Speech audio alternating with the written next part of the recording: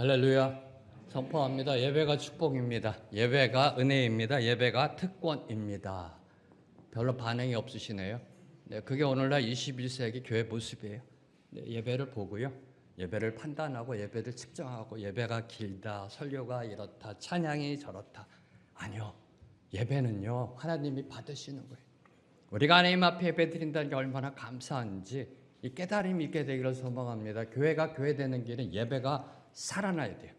예배가 회복이 돼야 돼요. 예배는 그냥 앉아서 가만히 팔짱 끼고 영적으로 팔짱 끼고 어디 잘 되나 나를 한번 감동시켜봐라. 좀 웃기는 얘기도 하고 좀 재밌고 이래야지. 이게 예배가 아니에요. 예배는 축복이에요. 예배는 특권이에요. 예배는 은혜입니다. 이게 오늘날 21세기 교회가 놓치고 있는 거예요. 인본주의로 흘러가고 있는 정말 위험한 흐름이에요. 위험한 흐름이에요. 전 세계를 덮고 있는 흐름입니다. 이게. 그래서 저는 이렇게 생각해요. 개혁의 때가 또 오고 있다. 개혁의 때가 또 오고 있다. 네. 다시 한번 선포합니다. 예배가 축복입니다. 예배가 은혜입니다. 예배가 특권입니다. 어느 분이 그러시더라고요. 목사님 언제 사임하시냐고요. 네, 새로운 목사님 정해지면 사임합니다. 왜냐하면 내년도에 대한 그 계획을 새로운 목사님이 세우셔야 되잖아요. 제가 세워놓은 거 새로운 목사님이 하시면 안 되잖아요. 제가 비껴드리려고요. 네, 그래서 늦어도 10월 말까지는 사임하도록 하겠습니다. 새로운 목사님이 이제 11월, 12월 2달 동안 교회를 보고 판단하고 교회를 이해하고 그다음에 2027년에 대한 계획을 세우셔야 합니다. 옆에 있으면 괜히 제가 거추장스럽고요. 제 눈치 보고요. 그래서 조용히 살아드리려고 하고 있습니다. 교회의 이 스무드하게 이 모든 목회가 이어질 수 있도록 계속해서 기도해 주시기 부탁드립니다. 오늘 말씀을 위해 함께 기도합니다. 하나님 감사합니다. 우리에게 예배로 이끌어 주심에 감사합니다. 주님, 예배가 예배되게 하옵소서. 인간의 그 못된 인본주의 버리게 하시고 하나님 앞에 그저 엎드려서 내가 이 자리에 나와 예배 드린다는 것이 얼마나 감사한지를 깨달아 알게 하옵소서. 회복되게 하옵소서. 하나님을 향한 감사가 감동이 넘쳐나는 예배가 되게 하여 주시옵소서. 주신 말씀 듣습니다. 들은 대로 살아내게 하옵소서. 예수님의 이름으로 기도합니다. 아멘. 오늘 말씀을 보면 아브라함의 혈통을 이어받았지만 그 출신 배경이 다른 두 사람이 등장합니다. 이삭과 이스마엘. 그렇죠? 네. 아브라함의 혈통을 이어받았습니다. 근데 출신 배경이 달라요. 이삭과 이스마엘이 등장합니다. 자, 여기서 이스마엘은 여종 하갈의 소생으로 아브라함이 자신의 생각과 판단에 따라 얻은 육신의 자녀입니다. 그러한 의미에서 이스마엘은 인간의 뜻대로 살아가는 모든 불신자들을 상징합니다. 로마서 9장, 갈라디아서 4장, 사도 바울께서도 그렇게 해석하고 계십니다. 반면에 이삭은요, 사라의 소생으로 하나님의 약속으로 난 영의 자녀입니다. 그러한 의미에서 이삭은 하나님의 언약으로 오신 예수님의 십자가 은혜로 구속받은 죄에서 해방되어 자유자가 된 바로 모든 성도들을 상징하는 게 바로 이 이삭이라는 겁니다. 자, 이런 영적 관점으로 볼 때, 이런 영적 관점으로 4,000년 전 일어났던 이 사건을 봐야 한다는 겁니다. 인간의 도덕적, 윤리적 관점으로 오늘 말씀을 보면 안 됩니다. 이 영적 관점으로 볼 때 이스마엘이 추방당하는 것, 이스마엘이 아브라함 집에서 쫓겨난다는 것은 성도와 불신자 간의 궁극적인 구별, 궁극적인 분리를 예표하고 있는 사건입니다. 성도와 불신자, 믿는 자와 믿지 않는 자, 교회와 세상은요, 현재 지금 일시적으로 이 땅에서 함께 공존하고 있습니다. 함께 공존하고 있죠? 네. 그러나 장차 새하늘과 새 땅이 임할 때에는 서로 완전히 분리됩니다. 오직 성도와 교회만이 하나님 나라 안에 들어가게 될 것을 보여주고 있는 게 오늘 말씀이라는 겁니다. 이삭과 이스마엘이 하나님의 품 안에서 일시적으로 함께 공존했습니다. 그러나 얼마 지나지 않아 완전히 분리돼 오직 이삭만 하나님의 품 안에 남는 것처럼, 아브라함의 품 안에 남는 것처럼 하나님의 나라는 오직 은혜를 쫓아난 영의 자녀들만이 거할 수 있는 곳임을 보여주고 있는 게 오늘 말씀이라는 겁니다. 먼저 8절과 9절을 보면요, 약속의 자녀 이삭이 자라납니다. 젖을 떼는 때가 됐습니다. 그러자 아브라함이 이를 기뻐하며 큰 잔치를 베푼 상황을 기록하고 있습니다. 우리나라로 말하면 백일잔치, 돌잔치 하는 그런 상황이 묘사되고 있는 겁니다. 8절, 9절 말씀 함께 읽습니다. 시작. 이런 사람이 젖을 때고 이삭이 젖을 때는 날에 아브라함이 큰 잔치를 베풀었더라. 사라가 본즉 아브라함의 아들 애굽 여인 하갈의 아들이 이삭을 놀리는지라. 자, 고대 근동에서 4,000년 전 아이가 젖을 뗀다. 고대 근동에서 대충 몇 살 정도로 보세요? 아이가 젖을 뗀다. 보통 3세 전후입니다. 3세 전후. 네. 자, 3세 전후에 젖을 뗀다라는 것은 드디어 아이가 영유아기의 사망의 위험의 고비를 넘기고 이제 그 가정과 공동체의 일원이 되었다라는 사실을 보여주는 사건입니다. 그래서 젖을 뗀다는 건 상당히 중요한 의미를 갖고 있었습니다. 그래서 아브라함은 이삭이 젖을 떼는 날에 큰 잔치를 베풀었던 것입니다. 자, 이렇게 이삭이 건강하게 자라나 젖을 떼는 잔치의 주인공이 되었다.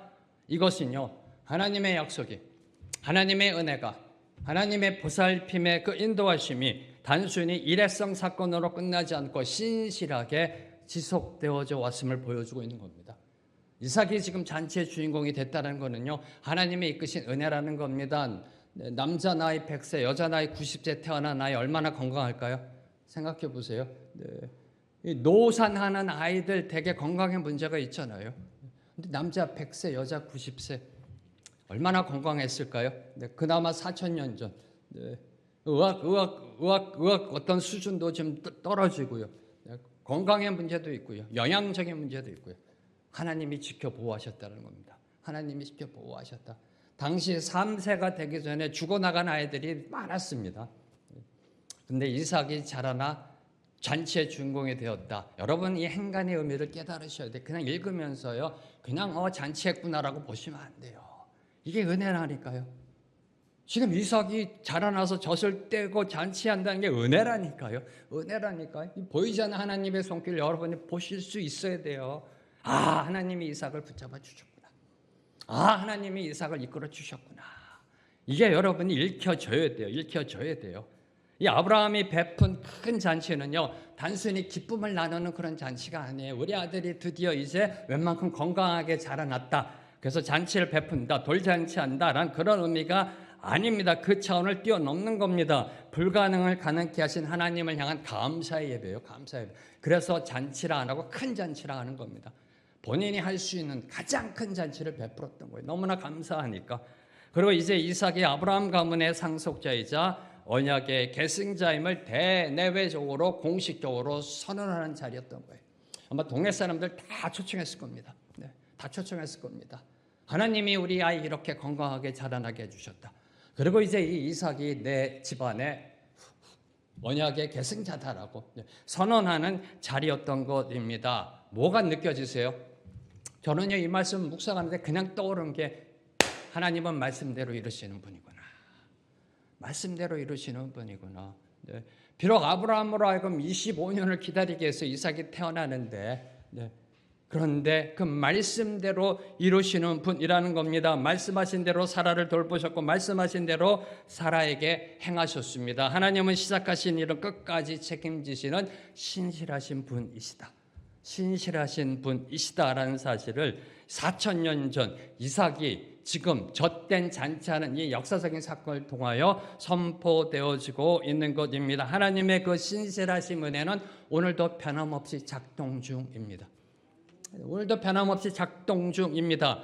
그 은혜를 느끼며 체험하며 감사하는 것이 살아있는 신앙이에요. 네. 그 은혜는 오늘도 변함없이 작동 중이라니까요. 4,000년 전 아브라함에게만 주어졌고 오늘날 우리에게는 주어지지 않는 게 아니라 그 하나님의 은혜가 오늘도 저와 여러분에게 작동하고 있다라니까요. 이걸 느끼며 고백하며 감사하는 것이 살아있는 신앙이라는 겁니다. 삶의 순간마다 하나님의 섭리를 체험하며 하나님께 감사와 영광을 돌리는 그 기쁨, 그 이츠하크의 그 기쁨이 우리를 십자가 표대로 이끄는 영적 원동력이에요. 이거 없으면 못 갑니다. 이거 없으면 못 가요. 네. 없으면 어떻게 가요? 네, 이 힘든 세상, 이 교회 안에서도 힘든데 네, 이거 어떻게 가요? 네, 이 이츠하크의 웃음의 기쁨이 있으니까요. 걸어가는 겁니다. 십자가 표대를 향하여 걸어가는 겁니다. 이 대목에서 주목하는 거, 십자가 표대로 나아가는 신앙의 여정은 장밋밭길이 아니라는 겁니다. 네, 대부분의 성도들은 신앙의 여정이요 탄탄대로의 길이 되기를 원해요. 하나님 믿으니까 하나님이 이끄시는 길. 네. 근데 그게 가시밭길이잖아요.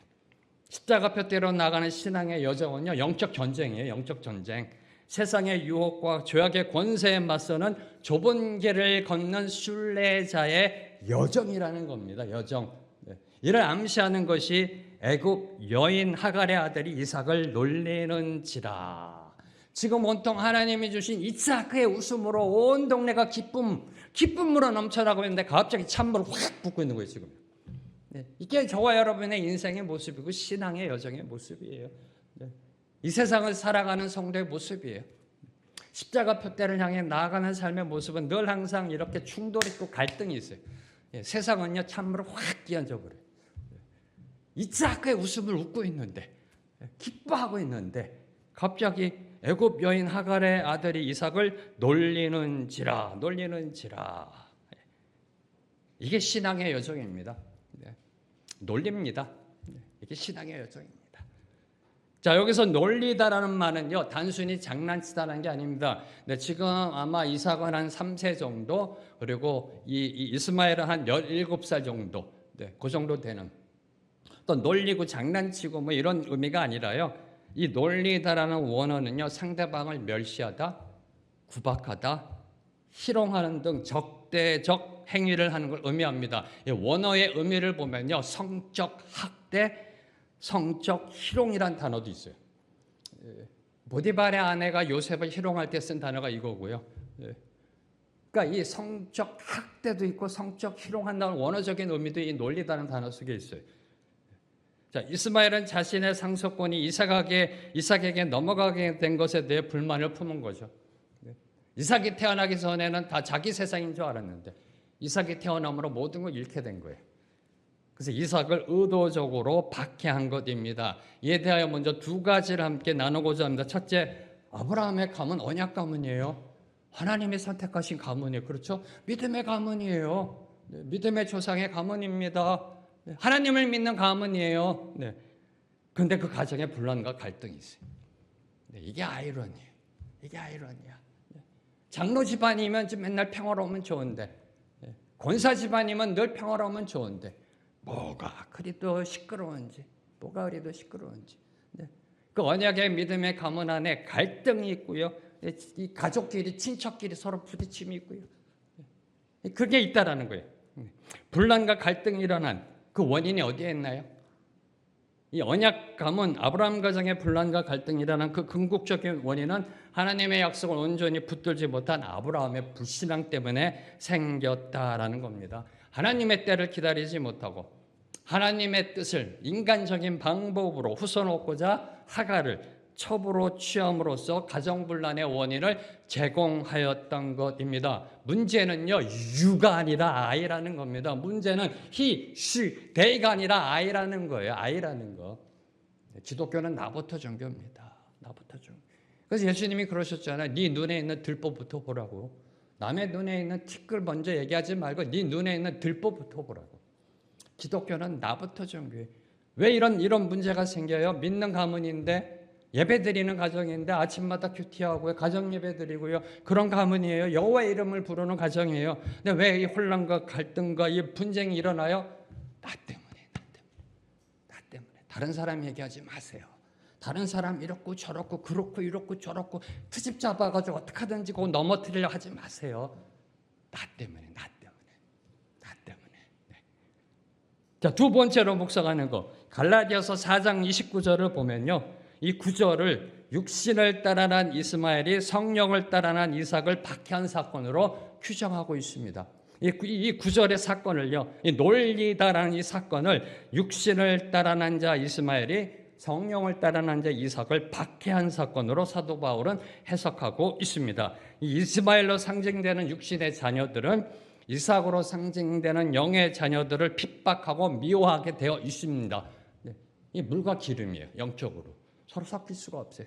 물과 기름이라는 겁니다. 이 물과 기름인 거를 가장 잘 말씀해 주시면 예수님이잖아요. 예수님이 뭐라고 말씀하셨어요? 세상은 본질적으로 나를 미워한다고 예수님 말씀하셨잖아요.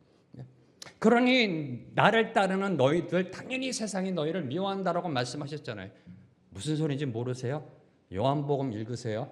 성경을 좀 읽으세요. 네. 주님이 요한복음에서 말씀하셨잖아요. 세상은요, 예수님을 본질적으로 미워합니다. 미워합니다. 그러므로 예수님께 속한 모든 자들이 세상의 핍박과 박해를 받는 것 당연지사라는 겁니다. 세상에서 성도들이 박해를 받는 것 피할 수 없는 현실이라는 것입니다. 하갈의 아들이 이삭을 놀리는 것 피할 수 없는 현실이라는 겁니다. 피할 수 없는 현실. 저는 이 대목에서 질문 던졌어요. 그럼 맨날 당하고만 살아야 하는가? 어떻게 생각하세요? 저는 어렸을 때부터 늘 항상 이 생각이 있었어요. 믿는 자는 참아야 된다. 네, 믿는 자는 참아야 된다. 억울해도 참아야 된다. 맨날 당하고만 살아야 되나요? 바보처럼 맨날 얻어맞고 다녀야 되나요? 네. 허구한 날 이용당하고 손해보고 얻어터지고 그렇게 살아가야 되나요? 참자. 내가 예수 믿으니까 참자. 이젠 괜찮을 거예요. 그들을 위해 기도하라 생각 기도한다. 네. 이 돛닦는 인생 살아가나 해요? 안 그런가요? 네. 어떤 이 세상의 놀림에 대하여 대응하면은 죄 짓는 것 같잖아요. 내가 예수 믿는데 말씀대로 못 사는 것 같잖아요. 안 그래요? 맨날 당하고만 살아야 돼요? 어떻게 해야 돼요? 이에 주님은 이렇게 선포합니다. 세상에서는 너희가 환난을 당하나 담대하라. 내가 세상을 이기었노라. 이게 주님의 명언이 명답. 우리가 환난 당할 때 취해야 할 자세는요, 마지못해 참아내는 감정의 누름이 아니에요. 꾹꾹 누르고 믿으니까 꾹꾹 누르고. 네. 누르지 못한 사람들도 참 많죠. 성도들도요. 지 혈기대로 부린 사람들도 참 많아요. 네. 뚜껑 열리면요, 막 혈기 부리는 사람들도 많아요. 근데 대부분의 성도들은 참아내려고 노력해요. 왜요? 믿으니까. 네. 성경이 참으라고 그랬으니까, 인내하라고 그랬으니까 감정을 눌러요. 감정을 누릅니다. 꽉꽉 눌러요. 네. 그러다 병 생기잖아요. 그러다 한번 터지면 그냥 난리가 나잖아요. 네. 그런 꽉꽉 누르는 감정의 누름이 아니라 주님이 뭐라고 그래요? 환난 당할 때 꽉꽉 감정을 누르라고 안 하고 담대합니다. 그래서 담대함 무슨 뜻일까요? 제가 이번에 새로 이사간 집 옆에가 성당입니다. 이 요한복음 16장 33절 말씀을 그 플랜카드로 크게 걸어놨더라고요. 뭐라고 해석했냐? 용기 내라. 주님이 세상을 이겼다라고 딱 그렇게 돼 있더라고요. 요한복음 16장 33절. 네. 그래서요, 신앙도 제대로 해야 되겠다는 생각이 있어요. 이야, 어떻게 성경을 저렇게 해석해가지고 저렇게 걸어놓나. 네. 위험하더라고요. 여기에 담대하라라고 주님이 말씀하신 그 원어는 용기 내어 맞서 싸우라는 의미가 아닙니다. 세상이 환난을 줄 때 용기 내어 맞서 싸우라가 아니에요. 예수님을 믿는 믿음 안에서 얻는 깊고 흔들리지 않는 평화의 힘을 의미하는 게 이 담대함이라는 뜻이에요. 주님이 말씀하신 이 담대함이라는 것은 환난을 당할 때 담대하라는 것은요, 예수님을 믿는 믿음 안에서 얻는 깊고 흔들리지 않는 평화의 힘. 이게 여유를 갖게 하는 겁니다. 우리로 하여금. 누가 여러분을 욕하고 비방하고 정치해도 씩 웃어버릴 수 있어요. 그 인생이 불쌍해 보여. 그 인생이 참 불쌍해 보여요. 이 평화의 힘을 얘기하는 게 바로 이 담대함이라는 겁니다. 주님은요, 풍랑 속에서 거친 풍랑이 일고 배가 뒤집어질 것 같은 전복되어지는 그런 위험한 상황 속에서 제자들은 난리 법석을 치며 주님 살려주세요 하는 그런 상황 속에서도 주무셨어요.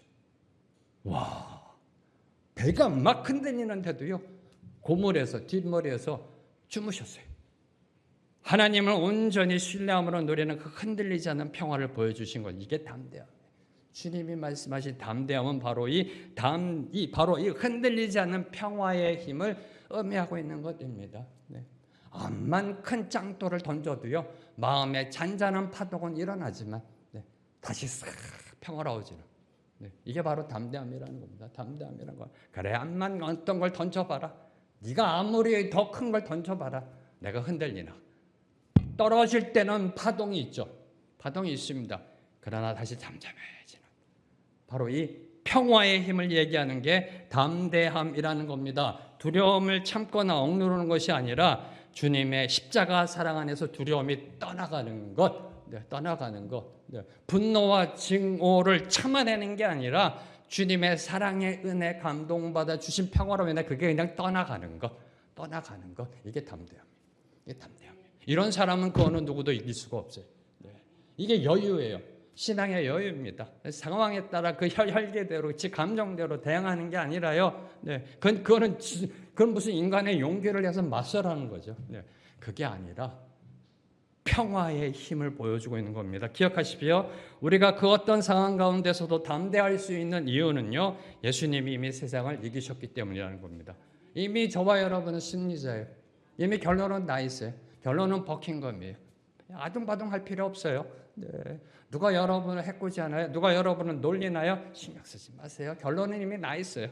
결론은 이미 나 있는 인생을 저와 여러분이 살아가고 있는 것입니다. 이삭을 박해한 이스마엘이 광야로 쫓겨났듯이 주님이 다시 오시는 그날에 세상 불신자들은 주님으로부터 심판받아 영원히 쫓겨나게 될 겁니다. 10절 말씀 함께 읽습니다. 시작.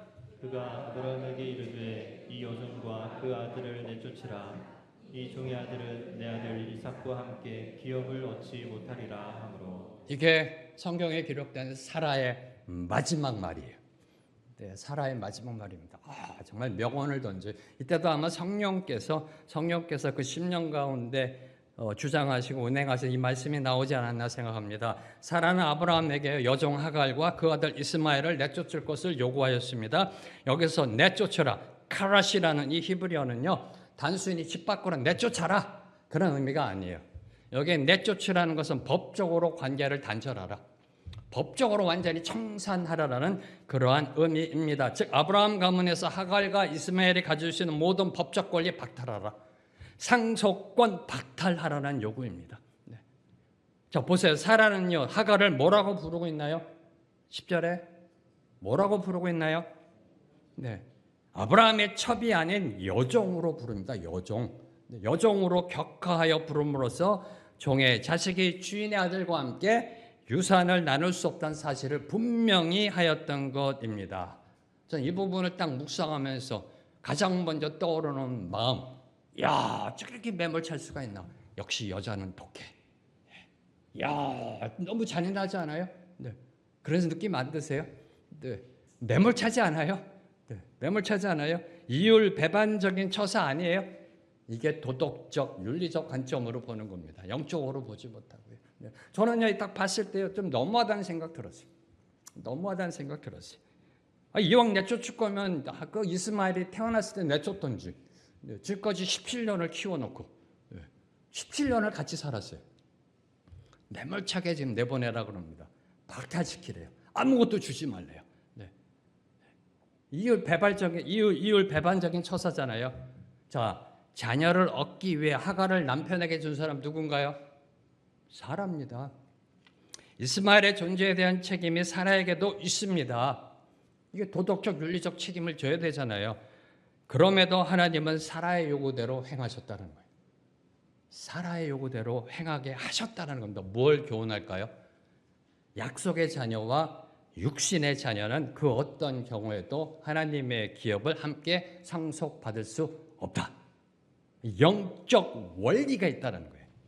인간이 그 어떤 것으로도 넘어설 수 없는 영적 원리, 경계가 있다는 거예요. 경계. 영적 원리. 인간의 도덕도 윤리도 상식도 논리도 뛰어넘을 수 없는 하나님 나라의 원리가 있음을 하나님께서는 선포한 것입니다. 이스마엘과 이삭은 영적으로 물과 기름이라는 거예요. 육신의 자녀와 영의 자녀는 하나님의 나라의 기업을 함께 상속받을 수 없다. 함께 있을 수 없다라는 이 하나님 나라의 원리를 하나님께서는 천명하신 겁니다. 이를 가장 단편적으로 보여주는 것, 이를 가장 단편적으로 쉽게 설명해 놓은 것이 사도 바울의 말씀이에요. 사도 바울의 말씀. 나중에 한번 여러분이 로마서 8장, 9장을 한번 좀 읽어보셨으면 좋겠어요. 네, 그 중에서 특별히 8장 5절, 6절 두 구절 말씀. 네, 함께 읽습니다. 로마서 8장 5절, 6절 말씀.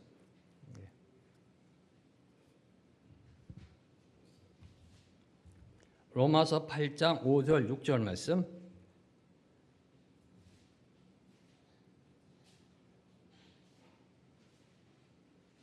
함께 읽습니다. 시작. 육신을 따르는 자는 육신의 일을, 영을 따르는 영의 일을 생각하느니 육신의 생각은 사망이요 영의 생각은 생명과 평안이니라. 이게 하나님 나라의 영적 원리예요. 여러분이 이 말씀을 기억하셔야 돼요. 안 그러면 잘못된 해석으로 나아갈 수 있는 거예요. 자, 육신의 자녀와 약속의 자녀의 차이가 뭐예요? 혈통이나 핏줄이 아니에요. 어머니가 누구냐가 아니에요. 아버지는 아브라함 똑같잖아요. 어머니가 하갈이냐, 어머니가 사라냐가 아니에요. 혈통이냐, 핏줄 또는 족보의 차이가 아니라는 거예요. 육신의 자녀와 약속의 자녀의 차이는 생각의 차이라는 겁니다. 생각의 차이. 무엇을 마음에 품고 추구하냐에 따라 삶의 결과가 완전히 달라집니다. 완전히 달라져요. 어떤 생각을 하느냐가 영적 상태의 결과를 결정합니다. 사망이냐 생명이냐 어두움이냐 빛이냐를 결정한다라는 겁니다. 육신의 생각을 방치하면 어떻게 되나요? 여러분의 마음 가운데 육신적 생각을 방치하면 어떻게 돼요? 미움이 들어오고 시기, 증오, 분노 등등등 혈기, 사망의 어둠이 찾아오잖아요.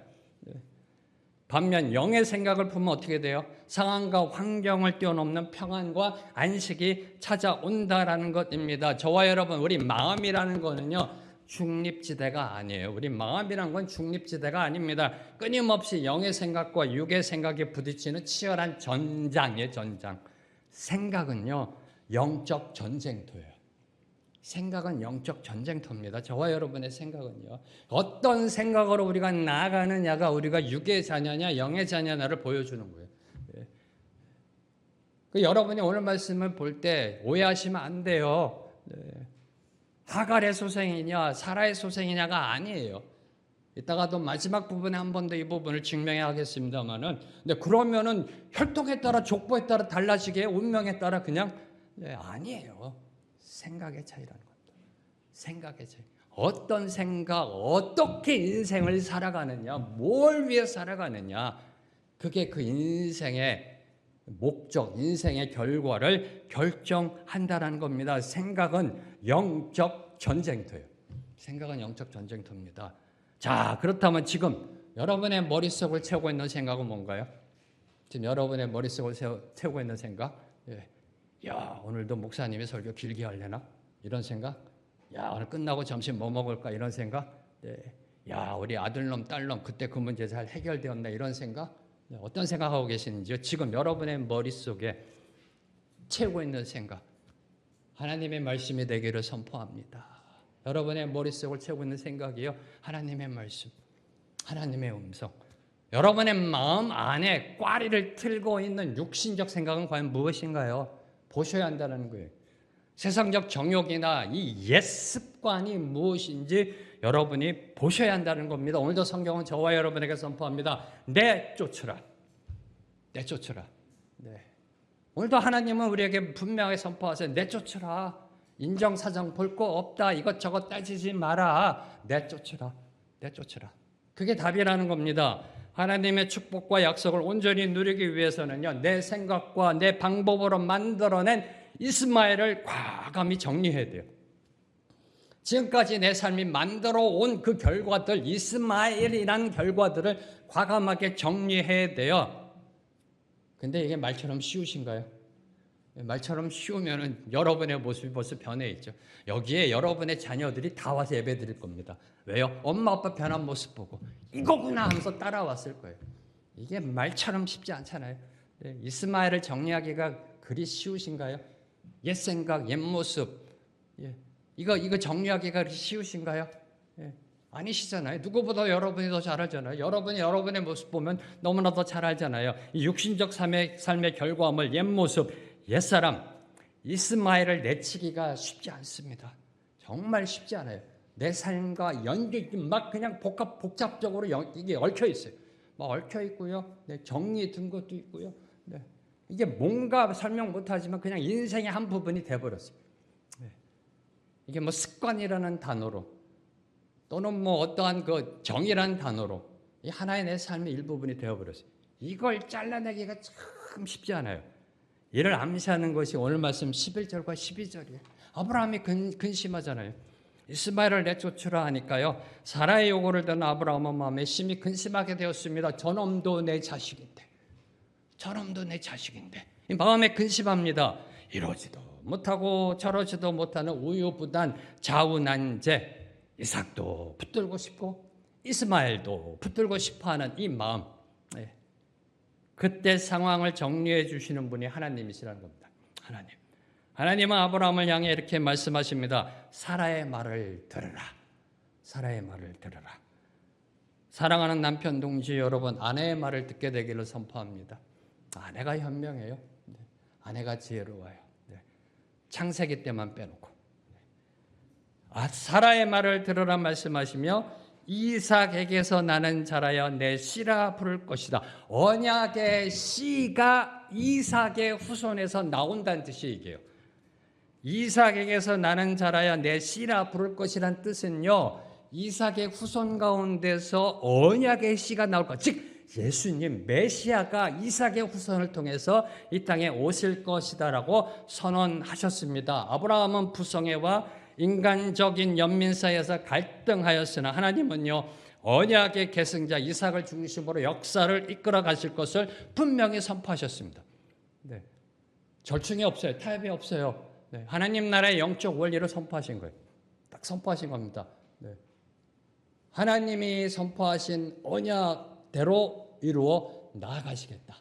이삭을 통하여 이 땅에 메시아가 올 것이고 그를 통하여 구원을 이루어갈 것이다라고 선포하셨습니다. 여기서 주목해야 되는 건 이때만 선포하신 게 아니라니까요. 이때만이 아니라 아브라함이 신앙생활을 시작하던 때, 그를 갈대아 우르에서 불러내던 그때부터 아브라함이 75세 때부터 지금까지 줄기차게 줄곧 말씀해 오신 거예요. 이게요. 지금까지 28년을 말씀해 오셨어요. 28년.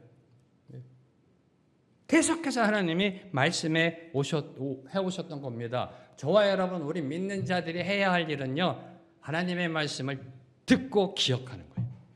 듣는 겁니다. 오늘도 보세요. 성경에 기록되어 있죠. 하나님이 아브라함에게 말씀하십니다. 사라의 말을 들어라. 이삭에게서 나는 자라에 내 씨라 부를 것이다. 아브라함이 못 들었으면 이가 기록에 없어요. 안 그래요? 여러분, 하나님 말씀하신다고 다 들으세요? 100%? 들었다라는 증거에 들었다라는 증거와 아브라함이요. 아브라함이 들었다라는 증거입니다. 저와 여러분이 해야 할 일은 하나님의 말씀을 듣고 기억하는 거예요.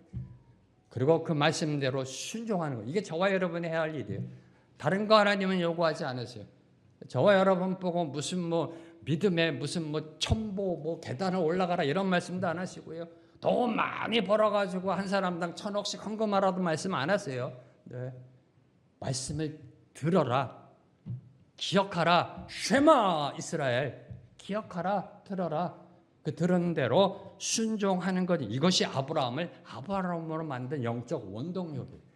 물론 아브라함도 매 순간마다 하나님의 말씀을 듣는 사람은 아니죠. 그랬으면 천국이지 벌써 여기가. 그러니까 실수도 하고 잘못도 범합니다. 탈선도 하고요, 일탈도 하고요. 그런데 아브라함으로 만든 거 들으면 순종한다는 거예요. 이게 아브라함으로 만든 저는 힘이라고 생각합니다. 깨달으면 순종해요. 거기에 이런 방구하지 않습니다. 하나님, 그런데요, 이스마엘도요, 하나님이 주신 축복 아닌가요?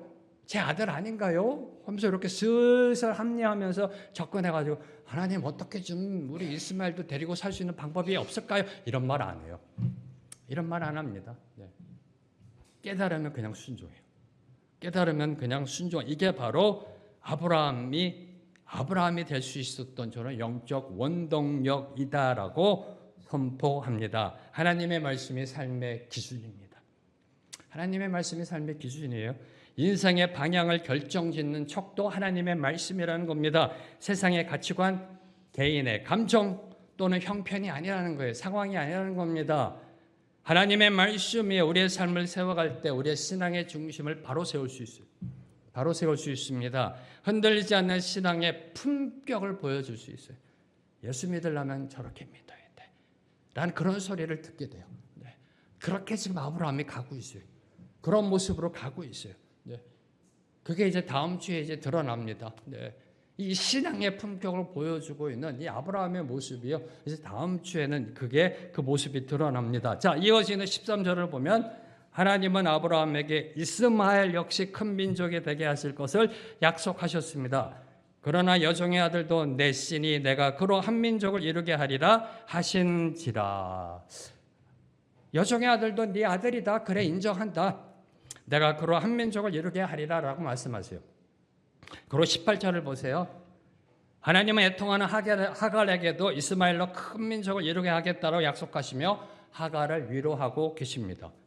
뭘 의미할까요? 무슨 시츄에이션? 내쫓으라. 그리고 이쪽에서는 큰 민족 이루게 해줄게. 뭔가 좀 이해가 되지 않으세요? 저는 어렸을 때 이 부분이 제일 이해하기 힘들었어요. 유초등부 때. 아니 내쫓으라고 해놓고 이건 또 뭐야? 때리고 뭐 병 주고 약 주고 이건가? 뭐 이런 생각이 들 수 있잖아요. 어린 마음에. 안 그래요? 표정이 저만 그런 걸로 하겠습니다. 저만 그런 걸로. 내쫓으라. 근데 말씀하세요. 이 이스마엘도 네 아들이니까 오케이 그래 알았어. 내가 네 아들 이 이스마엘도 큰 민족을 이루게 해줄게. 하갈에게도요. 지금 사막에서 굶어 죽게 생겼습니다. 물이 없어. 하갈을 찾아오셔서 말씀하세요. 네 아들 큰 민족을 이루게 하겠다라고 위로해 주세요. 뭘 의미해요? 그래서 여러분이 늘 항상 성경을 기억하고 계셔야 돼요. 성경을 기억하고 계셔야 돼요. 앞서 16장을 보면요. 하나님은 사라의 학대를 피해 도망나온 하갈이 아이를 임신하게 됐습니다. 그때는 어떻게 했어요? 사라를 업신여겼어요. 사라가 아브라함의 묵인하에 이 하갈을 학대합니다. 이를 견디지 못한 하갈이 집을 뛰쳐나옵니다. 도망 나옵니다. 이때 광야에서 하나님을 찾고 부르짖습니다. 그때 하나님이 응답하시며 이스마엘의 출생과 그의 삶에 대해 예언하셨습니다.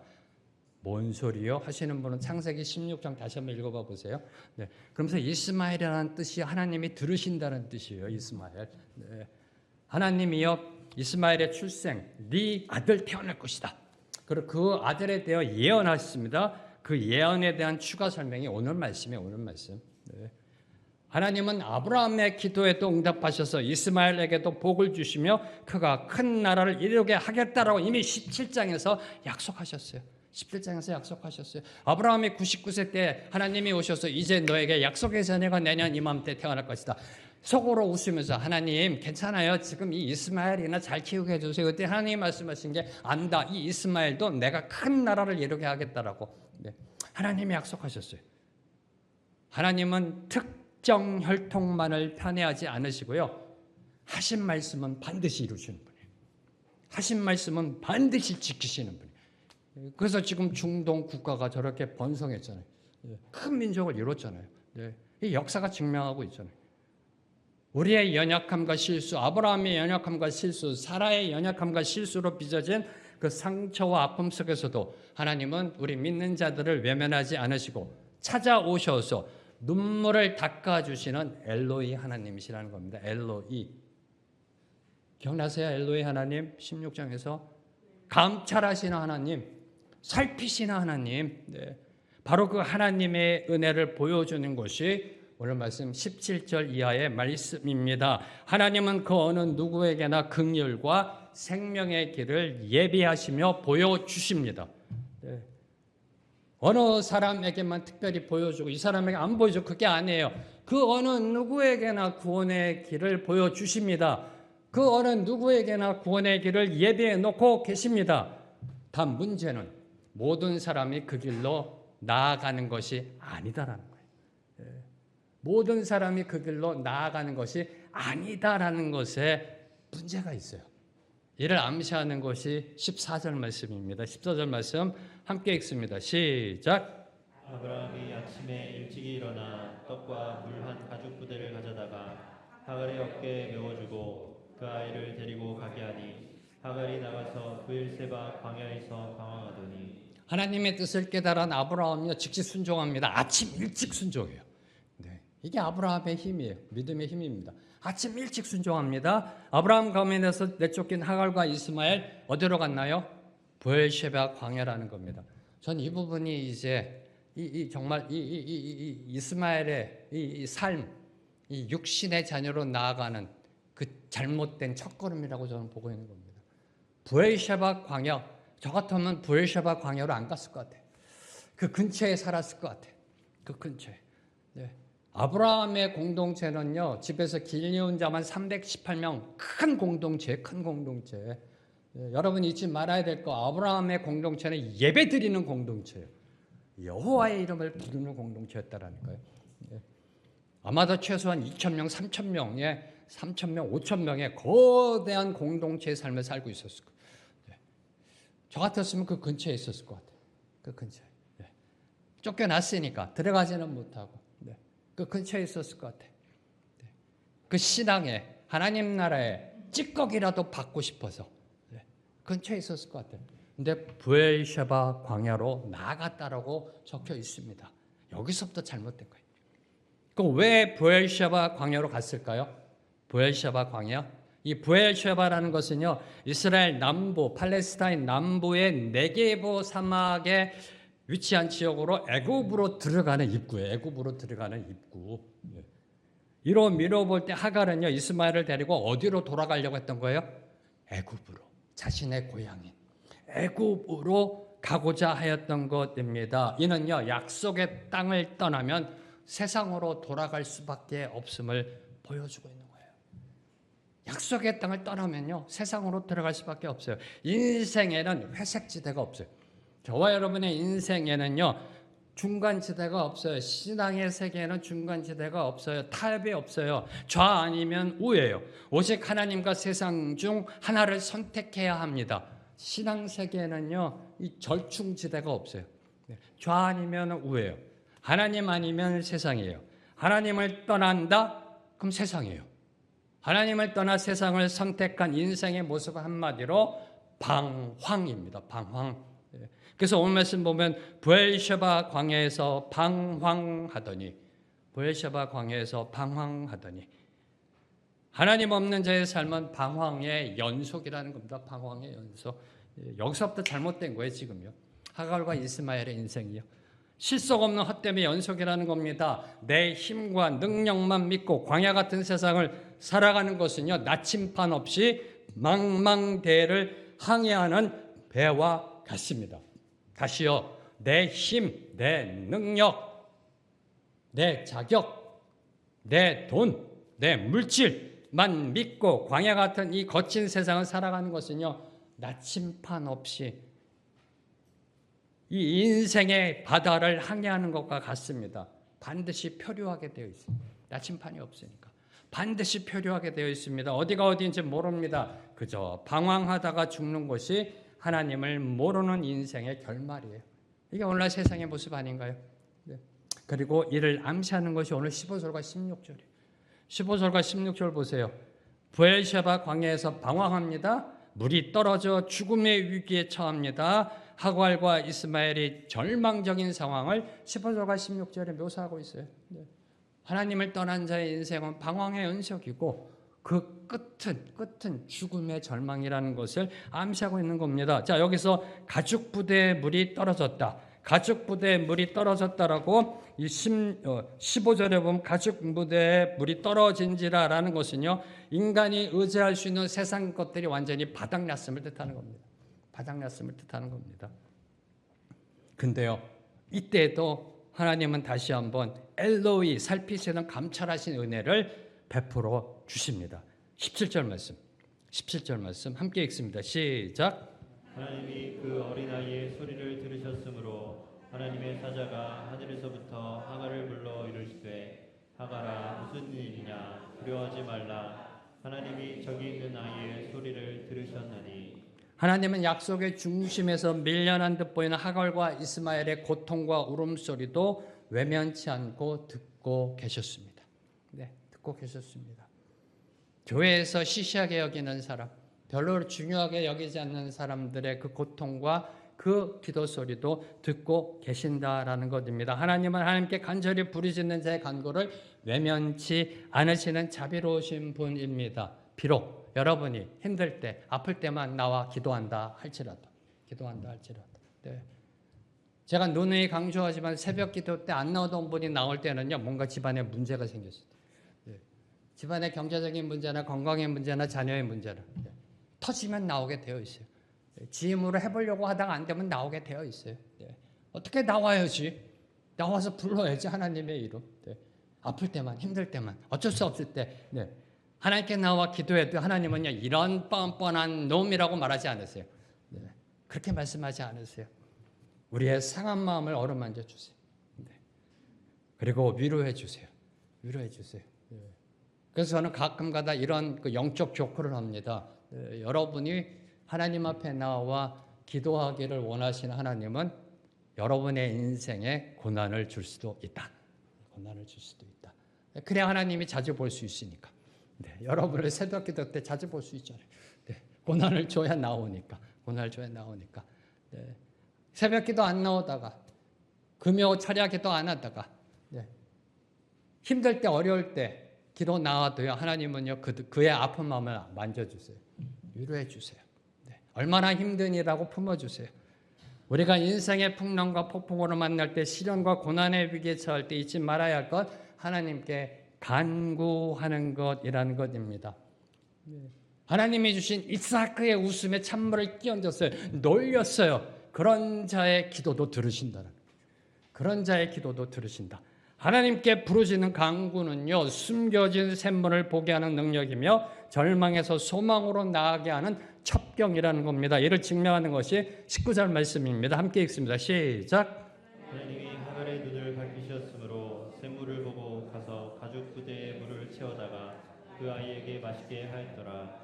하갈의 간구, 가죽 부대에 물이 다 떨어졌어요. 이제 죽게 생겼습니다. 어떻게 기도했을까요? 주여 물을 주시옵소서라고 기도하지 않았을까요? 네. 근데 하나님의 응답은 뭐예요? 눈을 밝히셨다는 겁니다. 이 부분이 여러분을 기억하셔야 돼요. 눈을 밝히셨다. 하나님은 하갈을 위해 없던 샘물을 새로 만든 것이 아닙니다. 이미 곁에 있던 샘물을 하갈이 절망과 눈물 때문에 보지 못하고 있었을 뿐이라는 사실입니다. 뭘 의미할까요? 은혜는 이미 주어졌다. 은혜는 이미 존재하고 있었다. 문제는 그 은혜를 보지 못하는 우리의 영적 무지라는 겁니다. 왜 영적 무지일까요?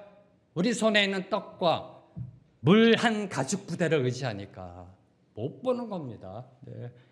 우리가 세상 것을 의지하면 바로 옆에 예배해 놓으신 하나님의 구원의 손길을 보지 못합니다. 세상적인 자구체, 내가 세운 플랜 B 의지하면요, 여기에 눈이 멀면 여호와 일의 은혜를 놓치게 되어 있어요. 못 봅니다. 안 보입니다. 안 보입니다. 그래서 여러분의 인생 가운데 앞이 막막할 때 모든 것이 다 끝난 것 같은 낙심과 절망의 순간에 저와 여러분이 기도해야 될 것, 주여 주시옵소서가 아니라 내 눈을 밝혀 주시옵소서 기도를 해야 돼요. 내 눈을 밝혀 하나님의 은혜를 보게 하옵소서. 하나님은 언제나 이미 우리 곁에 샘물을 예배해 두고 계십니다. 언제나 이미 샘물을 예배해 두고 계십니다. 그것도 영원히 마르지 않는 은혜의 샘물. 이 은혜의 샘물을 지금 여러분은 누리고 계시는지요? 이 은혜의 샘물을 지금 여러분은 맛보고 있으신지요?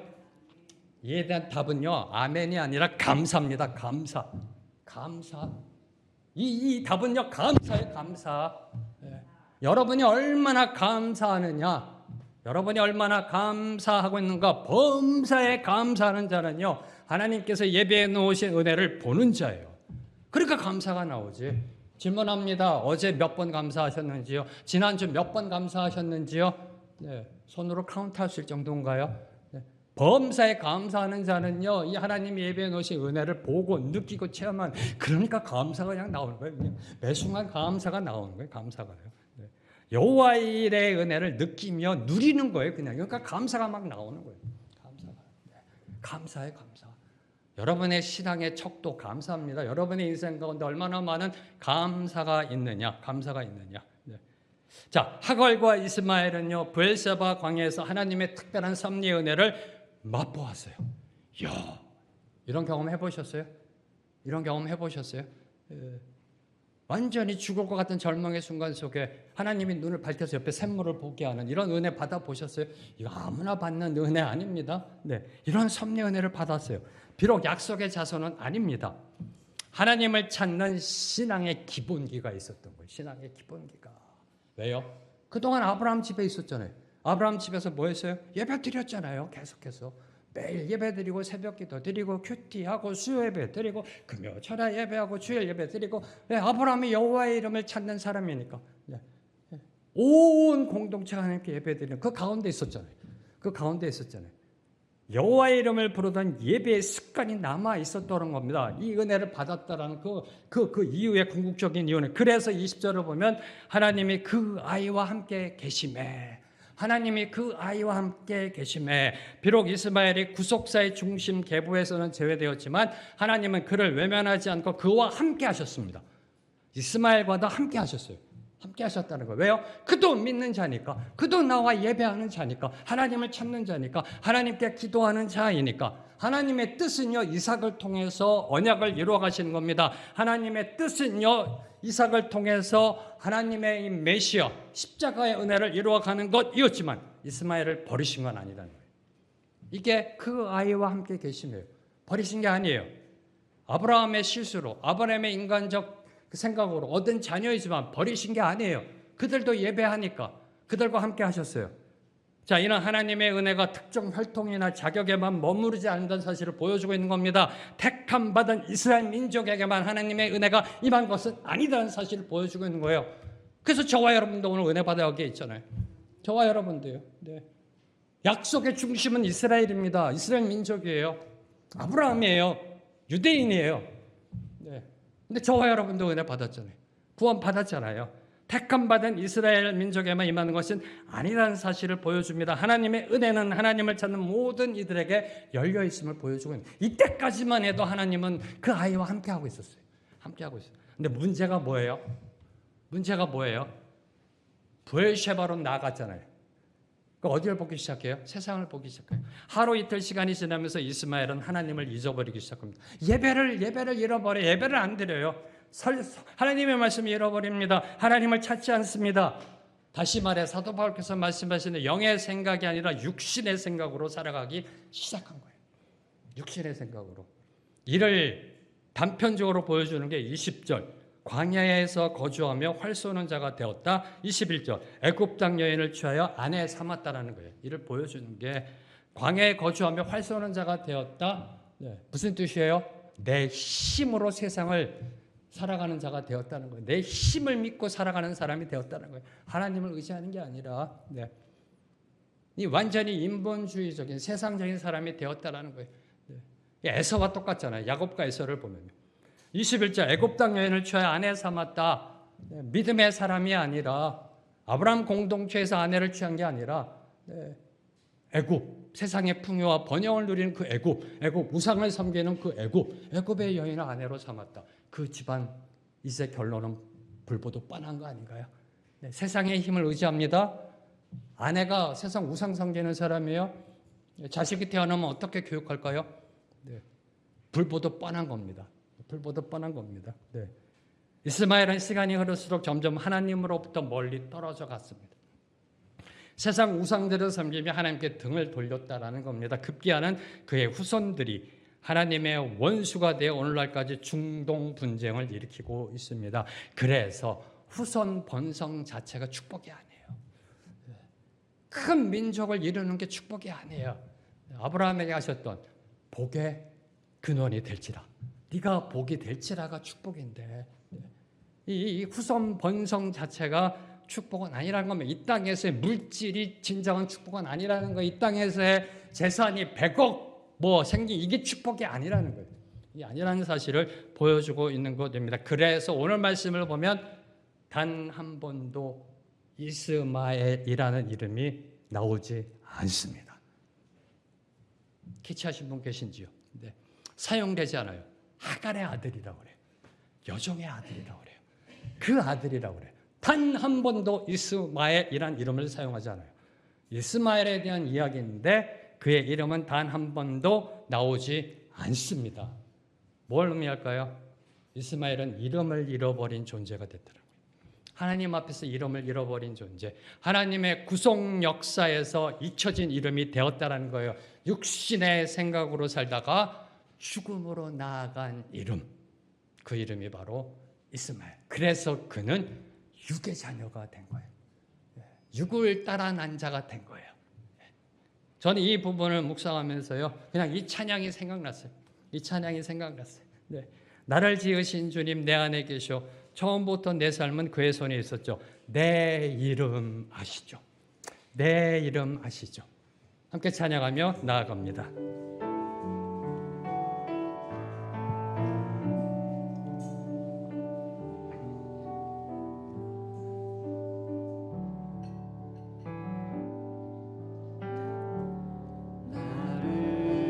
지으신 주님 내 안에 계셔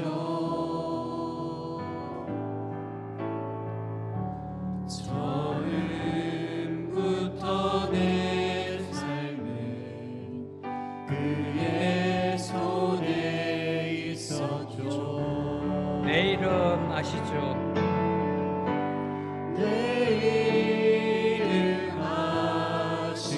내 모든 생각도 내 모든 생각도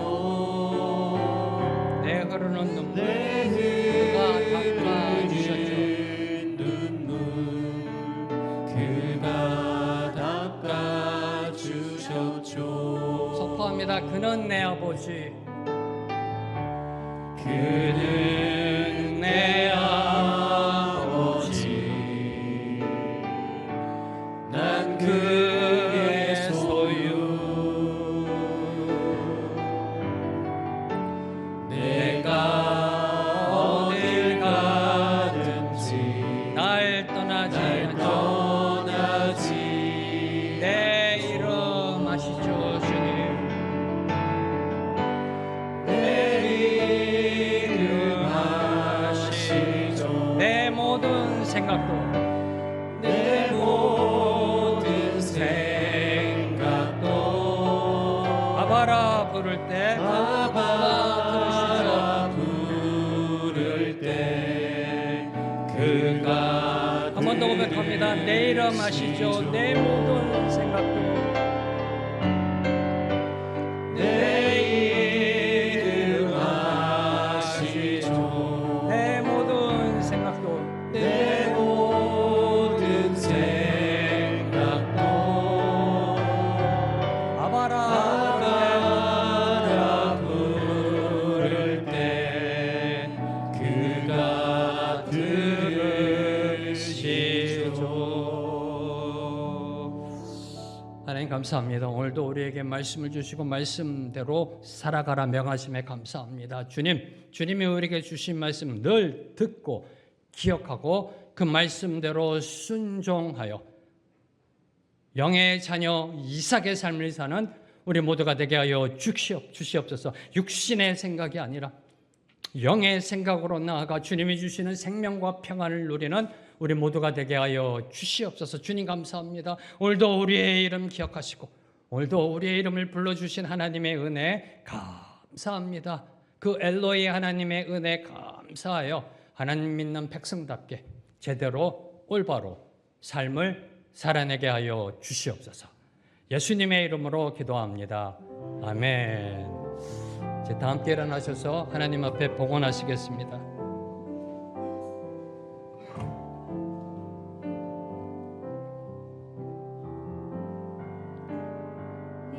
내게 있는 모든 것을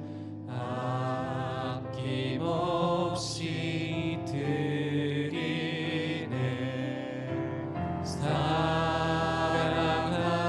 사랑하고 의지하며 주만 따라 살리라. 주께 드리네. 주께 드리네.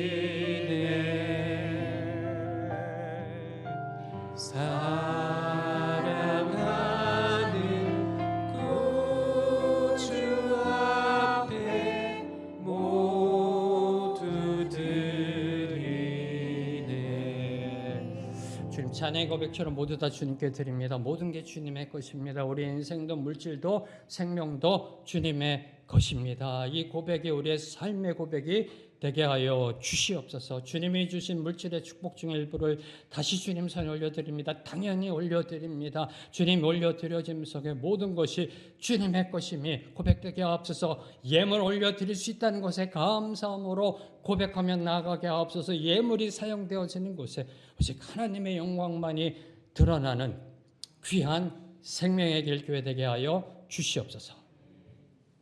이제는 우리 주 예수 그리스도의 은혜와 하나님 아버지의 무한하신 사랑과 성령님의 교통하심이 오늘 주신 말씀 붙잡고 영의 자녀답게 살아가기로 결단하는 주님의 모든 백성들 위해, 주님의 모든 교회와 선교사님들과 이 나라 이 민족 위에 지금부터 영원토록 함께 하시길 간절히 축원합니다.